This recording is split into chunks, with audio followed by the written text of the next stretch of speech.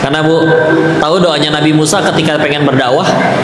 Rabbi shrahli sadri wa yassirli amri wahlul 'uqdatam min lisani yafqahu qawli. Itu diambil dari surat 20 surat Toha di ayat 25, 26, 27, 28. Permintaannya pertama apa ketika pengen berdakwah? Rabbi shrahli sadri, ya Allah lapangkanlah dadaku. Ini Nabi Musa ya Bu ya, yang sekali nonjok orang mati segitu kuatnya, tapi pengen dakwah minta lapang dulu dadanya. Yang menentukan lapang atau enggaknya kadang hati suami ketika ngelihat, ya Allah anak-anak di rumah tercukupi, pergi dari rumah tuh dalam keadaan mereka mendoakan, ya nggak lagi ngambek, nyampe rumah juga disambut dengan senyuman, langsung kecas lagi energinya. Bahkan di rumah udah beres, mereka siap berkarya di luar. Ya kadang ketika akhirnya mereka punya amanah ngurus jutaan rakyat, tapi ternyata di rumahnya juga belum beres. Aduh, ini tuh. Ya. Maka yuk bismillah ya. Saling jadi support system. Nah, ada kadang kalau kita mengikirkan lagi ya, kita itu hambanya Allah, bukan hambanya dunia, betul? Salah satu ciri hamba dunia itu kan ada 3 ciri hamba dunia. Satu, selalu menyesali, selalu takut, selalu panik gelisah dengan sesuatu yang belum terjadi. Ya, yang kedua, selalu menyesali yang udah terjadi. Yang ketiga, GTA, galau tiada akhir. Ya. Masa depan kejadian juga belum. Aduh kok gimana ya, saya bentar lagi pensiun, gimana nih uang pangkal anak-anak? Bentar lagi tuh 5 menit lagi Bu. Ya enggak sih, ya 5 tahun lagi. Atau 5 tahun Bu, bismillah. Anak ibu bisa sukses duluan ya. Dan bismillah, kita kan dijamin sama Allah, kita itu dilarang mati sebelum semua rezeki yang Allah janjikan harus jadi milik kita. Kalau belum diterima semua, nggak boleh mati. Betul lah. Kita udah terkapar di kasur, nggak bisa ngapa-ngapain, kata Allah masih ada rezekinya, masuk lewat infus. Ibu mau nyerah dengan kehidupan, udah tiduran di rel kereta, keretanya lewat, ibu masih belum mati. Karena keretanya lewat di rel sebelahnya ya, dia salah info ya. Kan relnya 2 ya. Belum, bukan karena keretanya, tapi kata Allah belum waktunya. Dijamin kita itu, bismillah. Ya. Punten ya. Ini mah izin tanya. Punten, adakah di sini yang mohon maaf ditinggal suaminya wafat? Ada? Ada? Nggak apa-apa kalau nggak ada. Kok bukan pengen nafkahin juga, bukan ya. Biasanya ada. Dan terus begitu yang tanya ada beberapa orang, yang angkat tangan berapa orang, ya ada yang ditinggal 4 tahun. Rekornya sejauh ini ada yang ditinggal 30 tahunan. Ya. Maka saya tanya, Bu, 30 tahun terakhir ini ibu ditinggal suami, ibu hidup? Hidup? Coba cek kakinya ibu napak nggak? Oh iya, ibu masih hidup. Anak sekolah, sekarang udah pada kerja. Di rumah ada lemari, ada bajunya, ada. Satu doang atau ada banyak? Banyak. Ya Allah, berarti rezeki kita bukan dari suami ya Bu ya, ternyata dari pencipta suami. Kalau rezeki dari suami udahan, udah kita juga ya. Dari 100% hal yang kita takutkan, yang benar-benar jadi nyata itu cuman 15%. Sisa 85%-nya belum tentu jadi nyata sama sekali. Ini ada surveinya. Coba udah ditakutin, bikin stres, nggak mau minum, nggak mau makan, nggak mau tidur, besoknya tipes, nggak kejadian lagi. Rugi tidak? Rugi. Ya, tenang aja. Yang kedua, tadi selalu menyesali yang udah terjadi. Aduh, terjebak di masa lalu. Kok coba lihat bapak yang itu kok. Kenapa emang Bu? Keren dia. Emang kenapa kalau bapak itu keren? Andai aja kok 40 tahun yang lalu ibu terima cinta dia kok ya. Udahlah Bu. Udah sama-sama kisut ya. Kan udah 40 tahun. Ibu kan kayaknya 40 tahun juga belum, ya nggak? 44? Kok kayak 43,5 sih?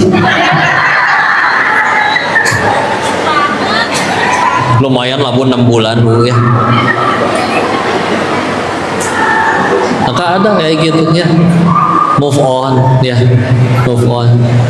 Pernah juga ada kejadian, ini kisah nyata ya. Ibu-ibu naik ojek online, begitu nyampe langsung dikasih, ini ya bintang 1. Si tukangnya nanya, saya salah apa Bu? Jemput tepat waktu, nyampe tepat waktu, bawa pelan-pelan, helm 2, ibu pakai yang baru, saya pakai yang bau Bu. Saya salah apa? Si ibu buka helm langsung bilang, dulu kamu mutusin saya tahu nggak? Mantan ternyata. Move on Bu, move on. Iya kok, lihat pria yang itu, dia keren banget ya kok. Ya udahlah Bu, udah masa lalu. Tapi dia suami yang baik kok. Ya dia jadi suami yang baik karena istrinya bukan ibu. Coba jadi ama ibu, mungkin gak baik ya. Kan suka denger kan, di balik suami yang hebat ada istri yang hebat. Ya istrinya mungkin hebat, makanya dia baik. Bismillah. Udah atau move on. Dan terjebak sama masa lalu tuh, ya Allah. Kejadiannya sehari, nyeselnya 40 tahun, masih nyesel selama 40 tahun. Udah, kan dulu udah istiqoroh, minta yang terbaik, udah, ya. Bismillah. Dan rumah tangga yang paling baik juga bukan yang suaminya setiap hari naik seekor kuda putih slow motion sambil menggigit setangkai mawar, atau Bu di Sumarekon kayak begini naik kuda siang-siang geheng Bu, yang ada boro-boro keren. Ini aja lagi mendung, coba kalau biasa ya suami ngejemput nih ke depan Al-Azhar gitu, naik kuda gigit mawar, terik, nggak romantis tuh. Ibu juga nggak mau dibonceng kuda kali ya. Kan ya udah mah naiknya susah ya, ajeluk-ajelukan, nanti jambulnya rusak ya, alis matanya lepas. Bismillah ya, jakunnya muncul. Enggak, dikira dulunya laki ya. Ya udah, bismillah ya. Menyesali yang sudah terjadi. Nanti jadi ketiga GTA, galau tiada akhir. Ya karena dia terjebak mikirin masa depan takut, mikirin masa lalu stres. Padahal dia hidup di hari ini. Jadi we madesu, masa depan suram. Mikir, kok gimana ya dolar naik? Ibu ke luar negeri, enggak Bu, kok mikirin dolar? Si ibu, udahlah Bu. Jadi jangan ngambek wae. Kadang ada ibu-ibu teh ngambek melulu, bangun tidur ngambek. Badan saya tuh remuk, tahu nggak? Bohong. Coba badan remuk betulan, bisa bangun? Keluar kamar nyari si bibi, ada sarapan apa? Ada nasi kuning Bu. Nasi kuning yang di depan, pucet. Hina, kerjaan yang ngehina. Tapi pelan-pelan dia cemilin, abis, nyebelin, kurang ajar. Berangkat kerja atau nganter anak, macet, ngambek lagi. Parah banget sih ini Sumarekon. Macet di luar negeri nggak ada nih macet-macet kayak begini.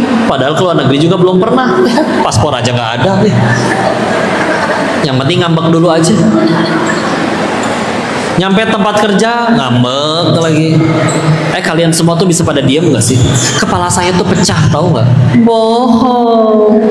Coba kepala pecah di kantor, kan repot, harus dipel darahnya di mana-mana. Hiperbola. Didengarnya enak atau enak?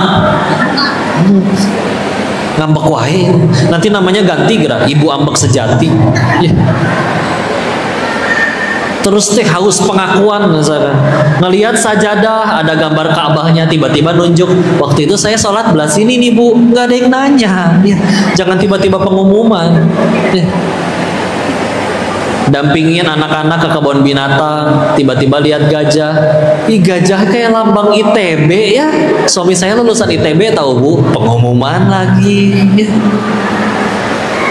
Kucing lewat, kucing mana lucu, kayak singa. Jadi ingat waktu jalan-jalan ke Singapura, makin gak nyambung, udah terserah dia. Didengarnya enak atau enak? Sering dengar yang kayak begitu? Kedengaran jelas suaranya? Ya jelas lah, orang suara sendiri, ya enggak? Udah lah. Indonesia tuh enak tau, serius.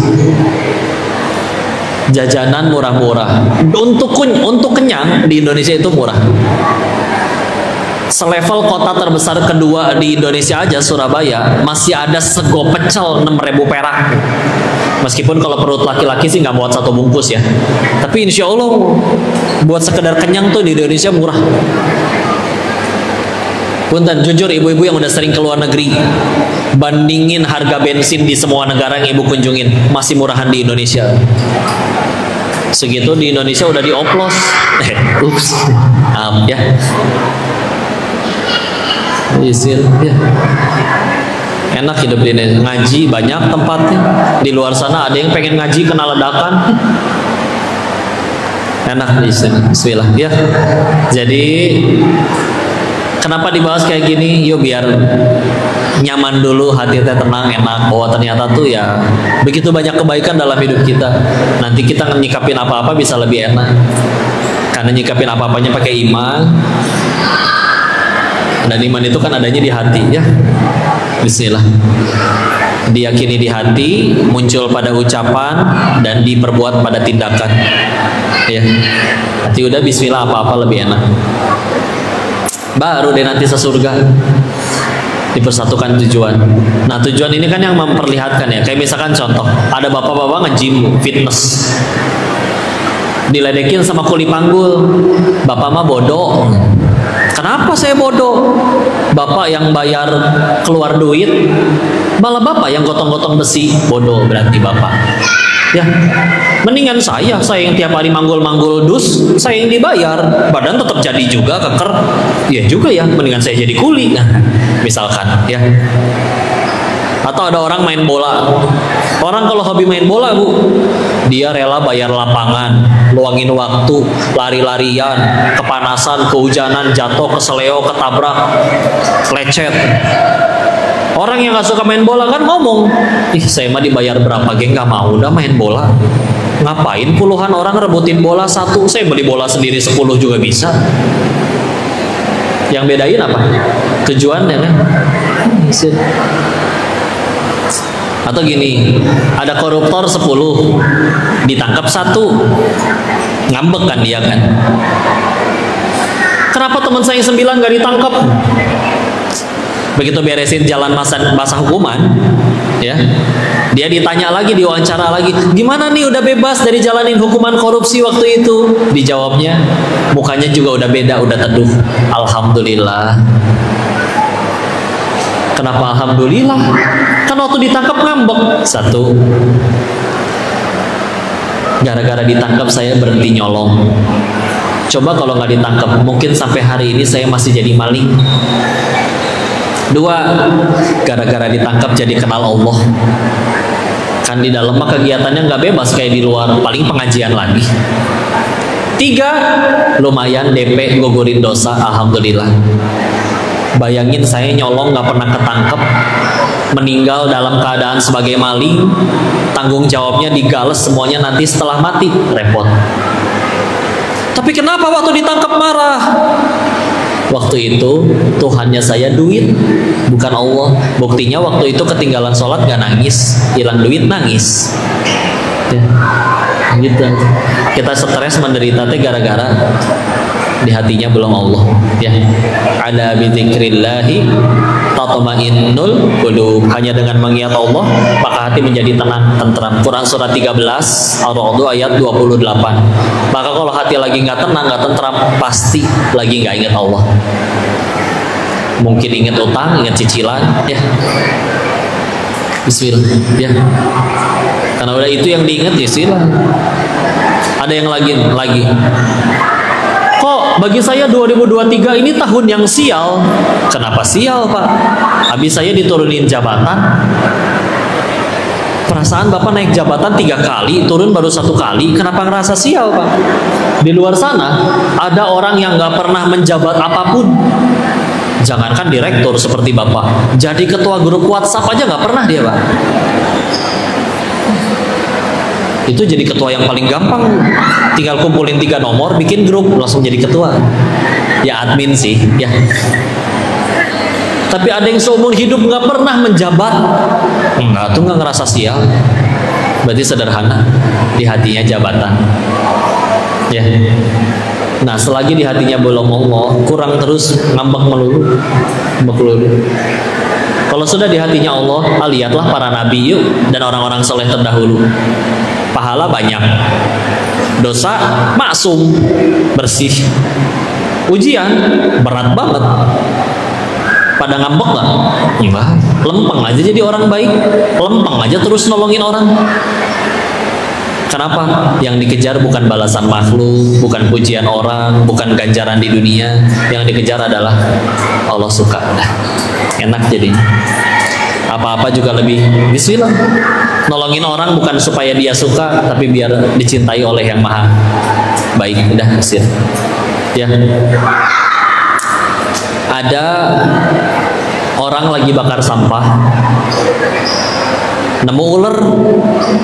Ularnya diem aja, kirain udah mati. Daripada ularnya nakutin orang, dia pikir saya bakar aja deh. Pas ularnya dipegang, ternyata masih hidup, dipatok, kegigit, stroke, berdarah. Kaget, ularnya jatuh ke dalam kobaran api, kebakar. Dengan tangan yang masih berdarah digigit ular, dia ngambil kayu panjang buat nyelamatin ularnya. Kan yang sekeliling nanya, Pak, Bapak habis digigit sama ular itu, kenapa diselamatkan? Si bapaknya jawab, ular patok, gak bisa milih. Namanya ular, dia terancam, mau dipegangnya oleh cewek, cowok, kaya, belum kaya, direktur, bawahan. Selagi dia terancam, dia matok. Nggak ada ular pengen matok milih-milih dulu. Ini si ibu kayaknya banyak utang, saya patok nih. Nggak ada. Ya. Aku manusia, aku bisa milih mau berbuat apa. Maka aku nggak mau kebaikanku didikte oleh pihak lain. Masa kita baru baik kalau orang baik dulu? Orang jahat kita jahat, orang sikut balas sikut, orang fitnah balas fitnah, orang caci balas caci. Atau buat apa kuliah tinggi-tinggi kalau bisanya cuma niru keburukan orang lain? Fitnah buruk nggak? Udah tahu buruk, kita balas dengan keburukan yang sama. Rugi. Jangan mau didiktein. Tapi kan dia jahat kok. Ya berarti dia yang rugi, kan dia yang jahat. Masa dia yang jahat saya yang dihukum? Ngaco. Tetap aja dia nyebelin. Ya meninggal nggak ditanya kelakuan dia, ditanya kelakuan masing-masing. Tenang. Tetap aja dia mengkhianati kita. Ya kan berbuat baiknya bukan supaya dia suka, biar Allah suka. Oke. Satu dunia cinta Allah benci juga saya yang repot. Tetap aja dia itu kejam, keji. Saya itu bakal mati, cita-cita pengen ke surga. Nabi Adam aja diusir dari surga, dosanya 1. Kita pengen ke surga, emang dosanya 1. Udah ketolong. Berarti kehalangan oleh dosa, dosa kita digugurin sama dia. Alhamdulillah. Sok coba pengen jujur, semua pengen ke surga? Pengen ke surganya sekarang? Nah, ya. Tapi semua pengen ya. Nah, semua pengen ke surga, tapi bismillah. Kalau jujur, amalan kita yang mana yang ngerasa kita bikin kita ngerasa layak nyampe sana? Kan bingung jawabnya. Sholat kita yang sering lupa rakaat itu, yang zuhurnya 2:30, gara-gara nanggung drakor 2 episode lagi. Yang asarnya 5:30, gara-gara mikirin caption di reels, bingung mau posting apa. Ya, subuhnya 9:30 baru bangun, udah membacaannya kuliah kulhu lagi. Sekalinya ganti atau lebih pendek. Sekalinya sholatnya lama, sujud lama rakaat ketiga, padahal lagi mikir habis ini tasyahud apa berdiri ya. Ngandelin sholat yang kayak gitu mau ke surga. Kalau mau jujur mah atulah, udahlah, tenang. Mana kadang sholatnya bukan untuk Allah.